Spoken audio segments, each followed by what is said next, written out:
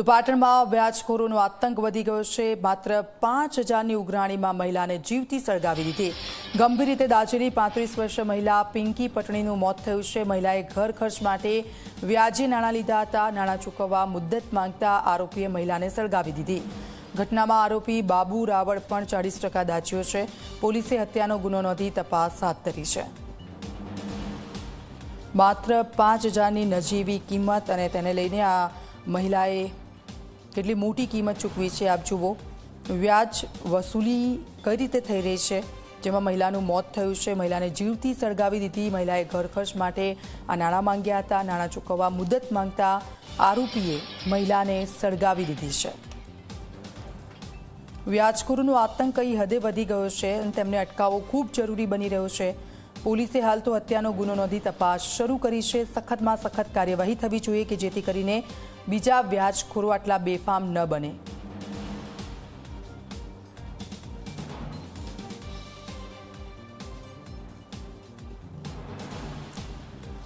પાટણમાં જે પ્રકારની ઘટના બની છે તેને લઈને પોલીસે ચોક્કસથી કડક કાર્યવાહી કરવી જોઈએ, કારણ કે જો વ્યાજે નાણાં જે લોકો લે છે, જેમની આર્થિક સ્થિતિ બરાબર નથી હોતી ને આવા વ્યાજખોરોનો જે આતંક તેમના પર વધી રહ્યો છે, તેમને કોઈનો જીવ લેવાનો અધિકાર નથી। માત્ર 5,000ની નજીવી કિંમત અને તેની ઉઘરાણી કરવા માટે આવ્યો હતો। મહિલાએ સમય માંગ્યો હતો, સમય ન આપ્યો અને 35 વર્ષીય મહિલા પિંકી પટણી કે જેને સળગાવી દીધી છે, હાલ તો તેનું મોત થયું છે અને આ વ્યાજખોરની સામે કડકમાં કડક પગલાં લેવામાં આવે તેવી માંગ તેમના પરિવારના લોકો કરી રહ્યા છે।